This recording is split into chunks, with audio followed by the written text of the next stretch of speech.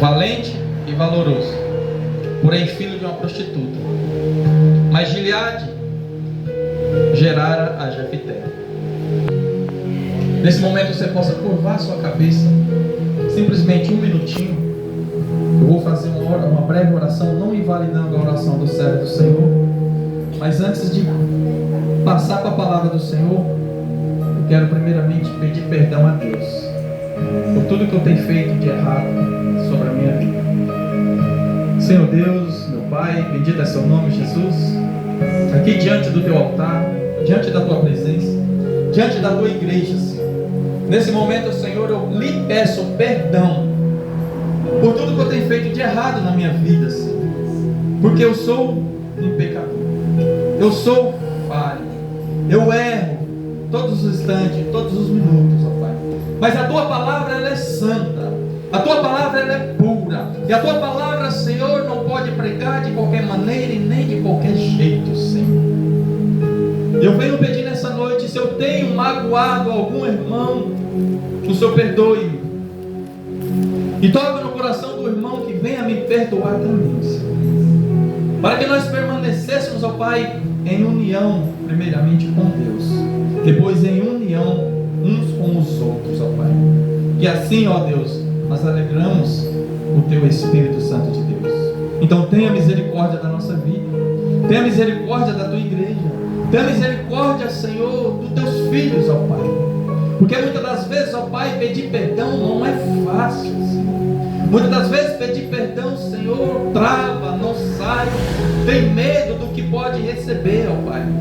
Mas com o Senhor nós não precisamos ter medo, porque nós sabemos que o Senhor é misericordioso e tem a misericórdia da nossa vida, Senhor. E não deixe, Senhor, nós pecarmos mais contra Ti, que nós possamos ser verdadeiros homens e mulheres de Deus. Então, nos perdoa, purifica a nossa alma, purifica o nosso coração, para que o Teu Espírito Santo venha fazer moradia dentro de nós, em nome de Jesus. E não deixa, Senhor, que saia nada da carne, mas sim do Teu Espírito Santo. E assim eu oro, entrego a minha vida, a Tua igreja, nas Tuas mãos, em nome do Pai, do Filho e do Espírito Santo de Deus. Amém e graças a Deus. Aleluia, Jesus.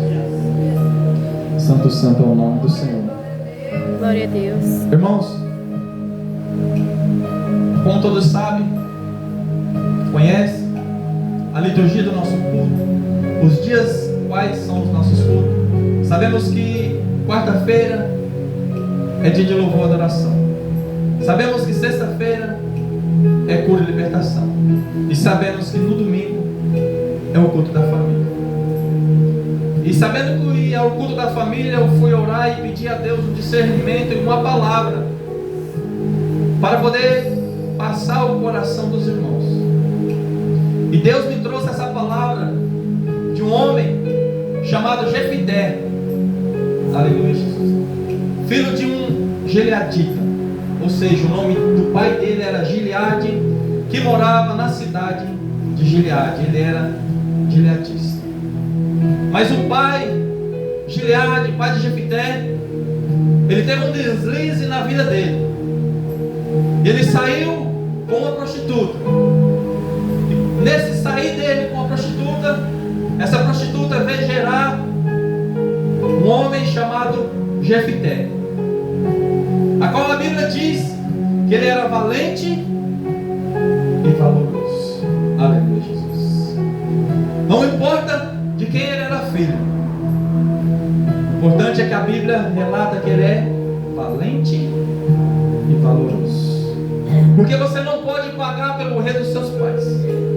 Você não pode pagar pelo erro da sua mãe. Ele era filho de uma prostituta, mas a Bíblia diz que ele é valente e valoroso para o Senhor.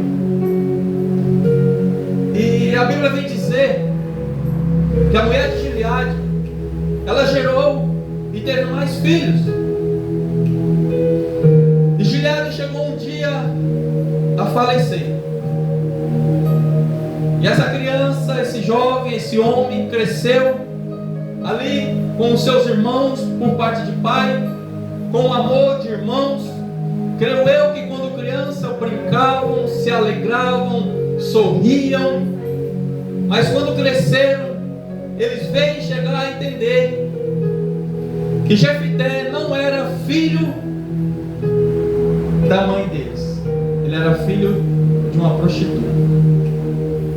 E como Gileade já não estava mais no meio deles, os próprios irmãos começaram a repelir, começaram a deixar ele de lado, porque ele era filho de uma prostituta e não era filho da mãe deles. E o pior, os próprios irmãos começaram a falar para ele que ele não ia receber nem uma herança do seu pai, porque ele era filho de uma prostituta. A Bíblia diz que Jefité, com medo, ele morava em Gileade, uma cidade famosa porque vendia bálsamo. E de uma cidade famosa que vendia bálsamo, ele fugiu e foi para uma cidade chamada Tob, uma cidade a qual havia homens levianos, ou seja, homens ladrões. Olha o que acontece na vida do ser humano. Um dia ele está lá em cima, mas no outro ele pode estar lá embaixo. De uma cidade chamada Gileade, famosa por vender bálsamo, ou seja, uma cidade riquíssima. De uma hora para outra ele se depara numa cidade chamada Tob, uma cidade de ladrões. Uma cidade improvável, que não era o lugar dele. Muitas das vezes acontece isso na nossa vida. Muitas das vezes Deus faz e permite nós passarmos por situações para nós lembrarmos que Deus é Deus e que Deus tem que estar em primeiro lugar na nossa vida. Aleluia, Jesus. Deus às vezes Ele nos tira do anonimato para um lugar a qual nós não queremos ir. Muitas das vezes Deus tem te tirado de lugares bons. Muitas das vezes Deus tem te tirado de lugares que você comia do bom e do melhor, vestia da melhor roupa, comia a melhor comida, dormia na melhor cama. Mas de repente você nessa noite pode se deparar num lugar improvável, um lugar de sofrimento, um lugar que não condiz com a sua realidade ou com o seu caráter. Mas muitas das vezes é necessário eu e você descermos para um dia nós poder subirmos.